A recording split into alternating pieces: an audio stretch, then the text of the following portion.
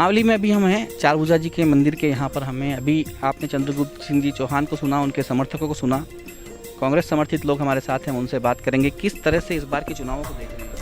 Sir, इस बार हम कांग्रेस के पक्ष में माहौल देख रहे हैं, और क्योंकि विकास की कड़ी से कड़ी को लोग जोड़ना चाहते हैं, और हमारे जो उम्मीदवार हैं बहुत शानदार और अच्छे मिलनसार व्यक्ति है, और पूरा कांग्रेस के पक्ष में माहौल है। और 100% हमारा मानना है कि इस कॉन्स्टिट्यूंसी से कांग्रेस ही जीतेगी। अगर बात करें पुराने बोर्ड की, पूर्व प्रधान की, तो कांग्रेस के रहे हैं और काफ़ी लोगों का मानना है कि काम नहीं हुआ। क्या कहना चाहेंगे?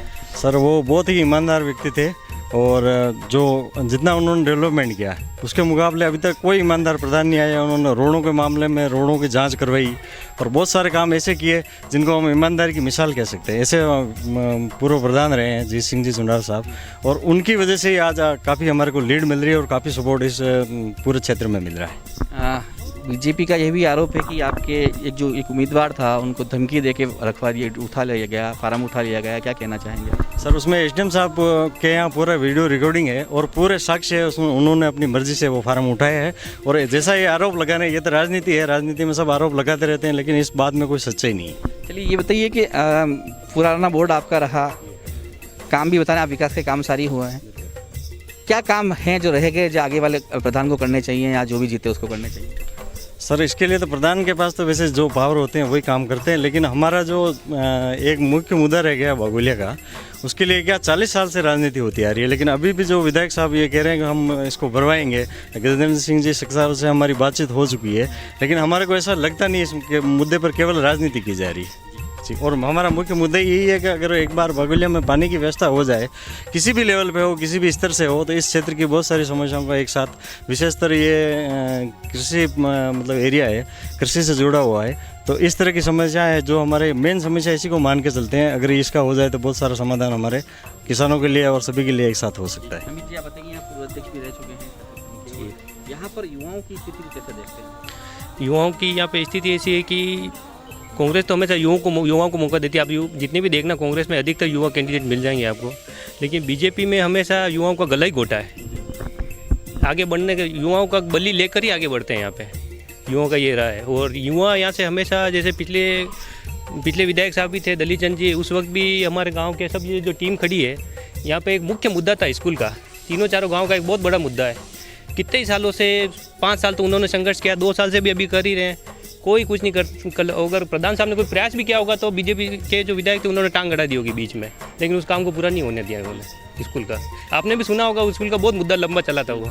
जी, क्या देखते हैं यहाँ पे मूलभूत समस्या क्या है जो बात करें मावली की? मावली की एक तो बागुलिया का सबसे बड़ा है, जो पिछले विधायक साहब ने भी 5 साल तक, उनकी गवर्नमेंट भी थी, वो वहाँ विधायक भी थे, सब कुछ था, चाहते तो कर सकते थे, लेकिन नहीं किया। उसी का नाम लेकर एक बार वापस अपने जोशी साहब जीत गए, अब वही 2 साल से चल ही रहा है। अब वो कहते हैं कि पूर्व विधायक जो पुष्कर जी हैं हमारे आदरणीय, वो काम नहीं करने देते। अरे भाई, वो अभी पावर में नहीं है, कैसे काम कर? आप करो ना काम, विधानसभा में है, आपके पास फंड है, करो काम, क्यों नहीं करते आप? आप बताइए क्या समस्या है यहाँ? सर, यहाँ पर मेन समस्या ये अमित जी ने जैसा बताया बागुलिया की है, सिंचाई की, तो किसान उससे काफ़ी परेशान भी है, और ये मुद्दा बन गया है, सिर्फ इशू है राजनीति जीतने का कि हम करवाएंगे, ऐसा है वैसा है। इससे पहले थे श्रीमान दलीचंद जी, 5 साल ऐसे गुजर गए, अभी वर्तमान में जो है ये 2 साल ऐसे गुजरे, वो नज़र ही नहीं आते आजकल। वादे किए थे, हमने वोट दिया था उनको बकायदा, मैं क्यों कह रहा हूँ, वादे किए, निभाए एक भी नहीं, और दर्शन ही दुर्लभ है उनके, तो यूँ मान लो आप सुनवाई नहीं हो रही है। मैं तो ये कहना चाहता हूँ कि हमारे जो उम्मीदवार है, क्षेत्रीय विकास को ध्यान में रखते हुए हमारे उम्मीदवार को खड़ा किया है, वो एक खुद काश्तकार कास्ट से है, मोहनलाल जी चौधरी। और जो गांव की मुझे लोपड़ा पंचायत की मुख्य समस्या स्कूल भवन की अमित भैया ने कह दी है, इसलिए बालिकाओं की शिक्षाओं पर, एक ट्राइबल कास्ट एरिया पूरा, बालिकाओं की शिक्षाओं के लिए हम खुद युवा चाहते हैं, बालिकाओं की शिक्षाओं के लिए एक स्कूल बिल्डिंग भवन बने, उसमें बच्चे पढ़ सके। और इसके अलावा एक क्षेत्रीय विकास के लिए हमारा उम्मीदवार है, वो बहुत ही उसकी साफ छवि उम्मीदवार है, और वो 100% यहाँ से जीतेगा। और हम सारे युवा हर कास्ट उसमें उनके साथ हैं। और मोहनलाल जी चौधरी एक क्षेत्रीय विकास को ध्यान में रखते हुए, कड़ी से कड़ी विकास की जोड़ते हुए, वरना राष्ट्रहित की बात आती है, राष्ट्रहित में युवा सब एक है, लेकिन मेन क्षेत्रीय विकास को ध्यान में रखते हुए हमने युवा, हमारे जो उम्मीदवार है उसको खड़ा किया है, और हम उन सब उसके साथ जिताएंगे, और हमारे लोपड़ा पंचायत का और जेवाड़ा पंचायत का पूर्ण विकास करवाएंगे। आप बताइए, आप जिस एरिया में भी अपन हैं, वहाँ पर भारतीय जनता पार्टी ने प्रधान के दावेदार को खड़ा किया, क्या किस तरह से संघर्ष करेंगे या कैसे जीतेंगे? क्या संघर्ष करेंगे सर, मैं बताऊं आपको, इन्होंने 20 साल तक जिला महामंत्री या भारतीय जनता पार्टी के जिन किसी भी पदों पर रहे, इन्होंने सिर्फ सरकारी धन को हड़प कर अपने निजी शिक्षण संस्थान को सरकारी कार्य स्कूल के सामने, राजकीय प्राथमिक विद्यालय सालारा के सामने साकेत पब्लिक स्कूल खोल रखा है।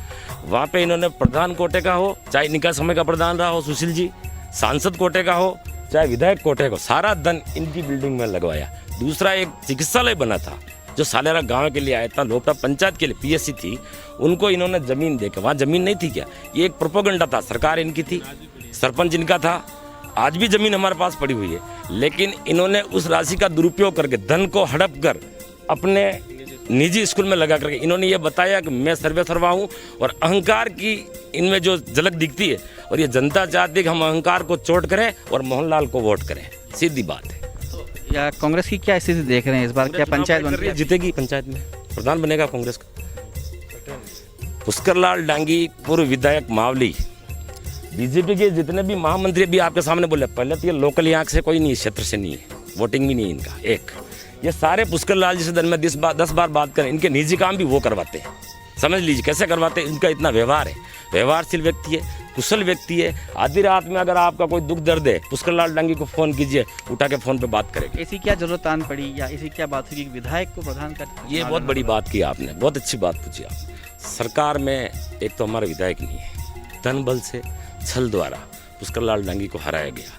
यहाँ पर कंबल बांटे गए, साड़ी बांटी गई, धन बांटा गया, राशन बांटा गया। आज भी ये लोग यही कर रहे हैं। इनके पास लोकतंत्र में मत नहीं है, धन का दुरुपयोग करके उस आदमी को हराया गया।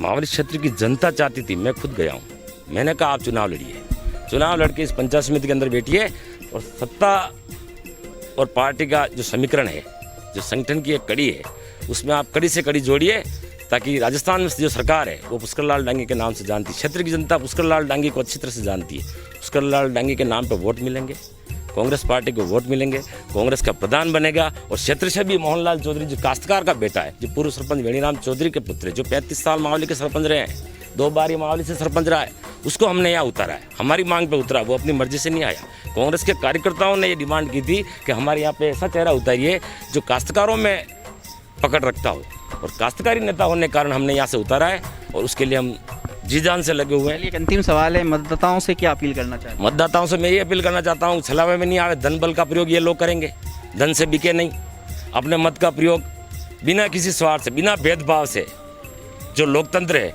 जो इसका उत्सव है, उस उत्सव के अनुसार उसका मत का प्रयोग करे और चुने आप, जनता आप फैसला कर देगी। हमने आपके दोनों ही पार्टियों, राष्ट्रीय पार्टियों के समर्थकों से बात करवा दी।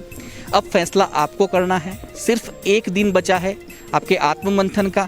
1 दिसंबर को घरों से बाहर निकलिए, मतदान जरूर करिए, क्योंकि आपका मताधिकारी बताएगा कि 8 दिसंबर को आपके दिलों पर राज कौन करता है और कौन इस मावली की राजगद्दी पर बैठता है। कैमरा पर्सन विनोद माली के साथ मनु राव, उदयपुर न्यूज़।